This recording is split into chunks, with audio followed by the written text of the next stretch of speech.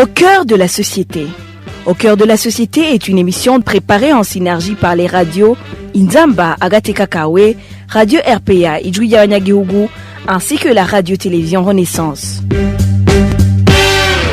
Depuis environ 2 ans, les Burundais utilisent les fertilisants organominéraux de FOMI dans leur culture. Dans le mini-magazine Au cœur de la société de ce 2 octobre 2021, nous avons demandé aux agriculteurs d'évaluer leur production après l'utilisation de cet engrais produit localement.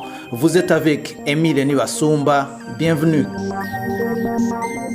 Dans notre émission du 8 août 2020, c'était l'année passée, les agriculteurs se sont plaints à cause d'une faible production après l'utilisation des engrais fabriqués par l'usine FOMI. Une année venait de s'écouler après le début de l'utilisation de ces fertilisants organominéraux. Aujourd'hui, 2 ans après le lancement de l'utilisation de ces engrais, nos confrères de la radio Inzamba et de la télévision Renaissance ont parlé aux agriculteurs des provinces Mwaro et Kayanza.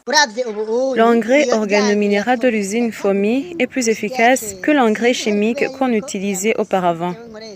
Je ne sais pas si le fait que j'utilise l'engrais depuis longtemps y est pour quelque chose, mais mon constat est que pour le moment que j'utilise l'engrais de l'usine FOMI, je produis une grande quantité de pommes de terre par rapport à celle que j'avais avant.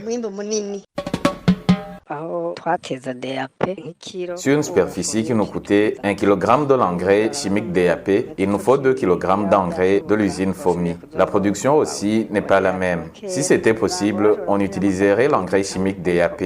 Le nouvel engrais de l'usine FOMI est plus exigeant en quantité.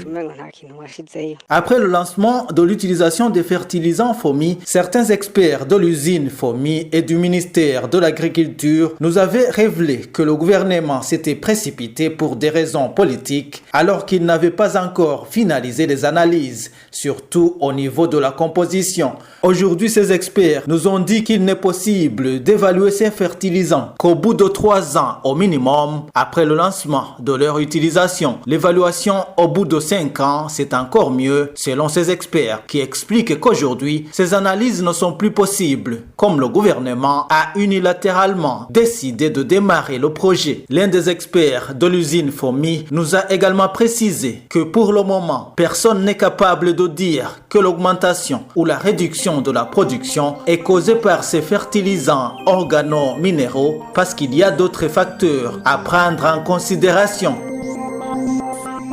Dans notre prochaine émission, nous parlerons d'un papier scientifique publié par d'autres experts sur l'utilisation des engrais au Burundi, y compris les fertilisants FOMI. Et voilà, c'est par ici que nous mettons un point final au mini-magazine Au cœur de la société. Vous étiez avec Émile Niwasumba. Au revoir.